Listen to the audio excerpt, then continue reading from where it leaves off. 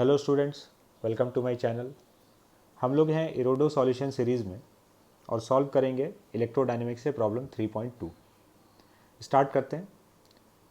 What would be the interaction force between two copper spheres each of mass 1 gram separated by the distance 1 metre if the total electronic charge in them differed from the total charge of the nuclei by 1%।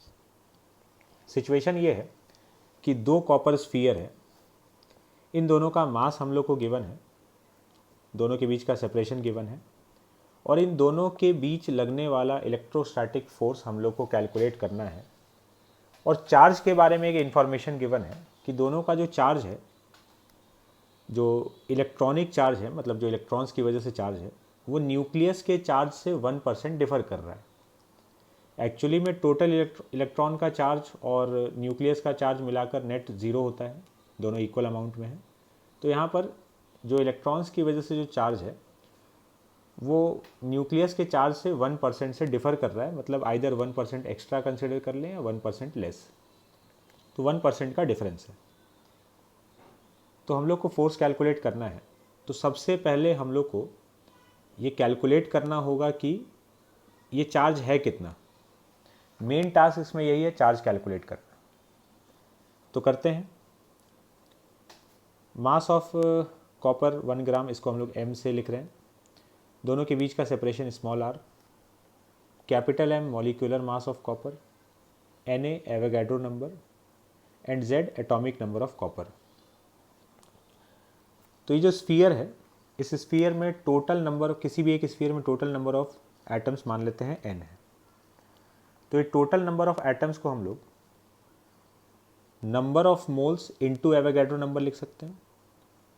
ये number of moles लिखा हुआ है, mass of copper upon molecular mass of copper.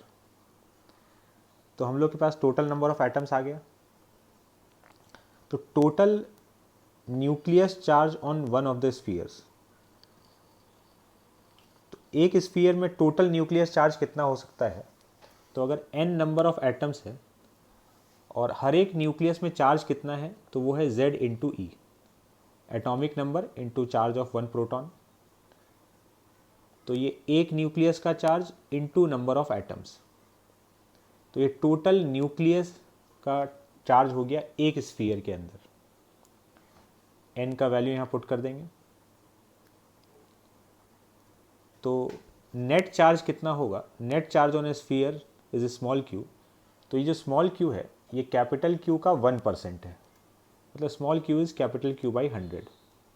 तो ये हम लोग के पास किसी भी एक स्फीयर का चार्ज आ गया।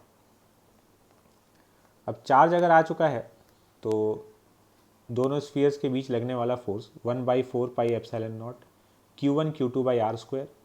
Q1 Q2 बराबर है तो Q स्क्वायर हो जाएगा, और ये Q का वैल्यू यहाँ पर सब्स्टिट्यूट कर चुके हैं हम लोग। तो ये दोनों स्फीयर्स के बीच लगने वाला फोर्स है।